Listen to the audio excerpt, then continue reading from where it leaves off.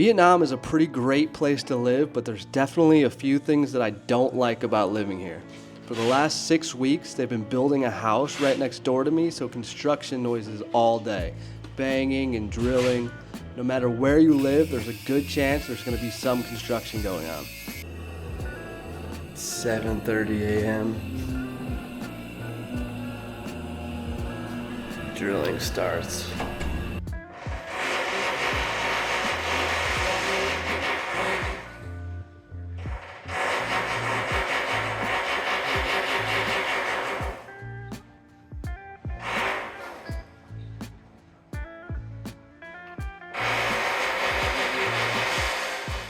So the only good thing about all the noise is it gives you a reason to get up early, get out of the house, maybe go to the beach.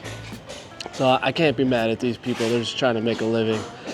It's hot as balls out here, so I can't be the one complaining. So let's head down to the beach. So the next thing most people aren't gonna like about Vietnam is the heat. Hot and humid. If you're in the south, it's hot all the time. Central Vietnam, pretty much hot all the time. Even up north in Hanoi, the summer times are brutal. My question to you is, would you rather be cold? I was born and raised in Chicago, and for as long as I can remember as a little kid, every winter, I'd be thinking, what are these people doing? Why would you live here? As soon as I'm old enough, I'm getting out of here, straight to the beach. So it could be a lot worse. We're right by the sea, there's pools everywhere. Summertime, get that vitamin D, let's go. Another thing a lot of people will complain about in Vietnam is the traffic.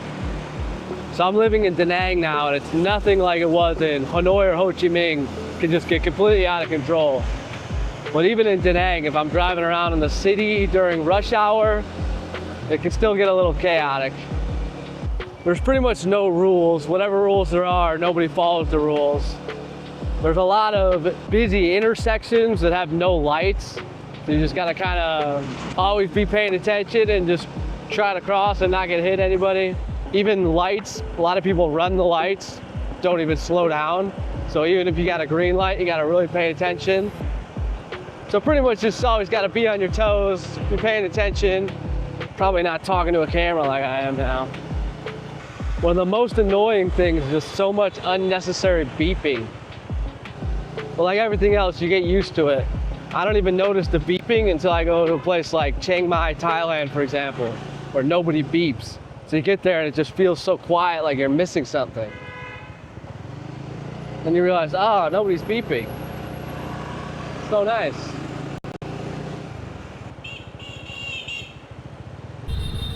But really, all in all, despite the chaos, everything seems to work out pretty much okay. I've never been in an accident in 5 years. Everybody just kind of does their thing and it works. If you haven't been to Vietnam, you might imagine jungle, there's gotta be spiders and snakes, crazy bugs like that, right? Well, actually, none of that's a problem. The thing that is a problem, mosquitoes.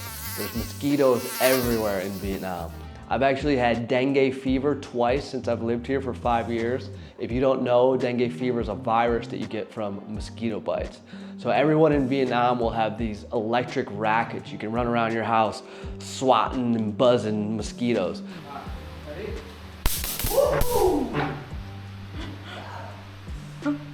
So if you're living in Vietnam, you gotta learn how to become a ninja assassin with these rackets. I kill 10 mosquitoes a day with this bad boy.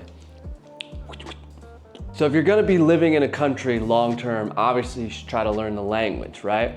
So I've been here 5 years, and I've been putting in the effort for about 5 years, and still my Vietnamese is not great. It's a super difficult language to try to pick up. It takes years of effort just to be able to have a basic conversation with people. Em quê ở đâu? Em ở Đà Nẵng không? Không, em ở Huế.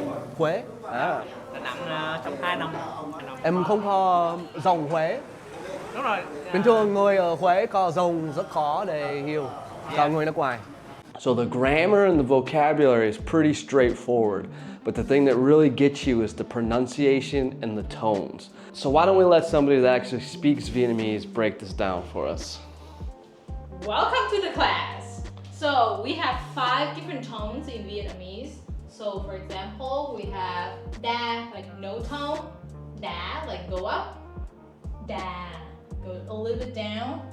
That, like question mark and that. And they have all different meanings. So different words have the different meanings with a different tone. So even the same word with the same tone can have 2 or 3 different meanings. All right, so that's what I'm working with here. I'm doing my best, but it's a slow struggle. Maybe another 5 years and I'll have this language down. If you're living in Vietnam on a tourist visa, that means you've got to leave the country every 3 months. Now the cost and the time it takes to reset your visa can quickly add up and become a real pain in the ass. Luckily for me, I travel internationally a lot, so it usually works out that I don't have to plan a trip specifically for a visa border run. This weekend, for example, I'm going to Phnom Penh, Cambodia to play in a rugby competition. So I'll spend 4 days there, have a good time with my friends, come back in on a fresh visa, all good. There's been a few times where the timing hasn't worked out and I've had to book a round-trip flight to Thailand in the same day, spend 12 hours at the airport, a couple $100 just to cross the border and come back in on a fresh visa. So the visas are definitely not ideal, but manageable for now. Can't forget these. I talk a lot about how great it is to live in Vietnam, so it's only fair that I mention a few of these things that are cons to living here, that are just minor inconveniences. If you're gonna live in a foreign country, of course there's gonna be some things you have to get used to and adapt to, but overall, Vietnam's an incredible place to live, and I really don't have much to complain about. So that's it for now. Thanks for watching. Catch you in the next one. Peace.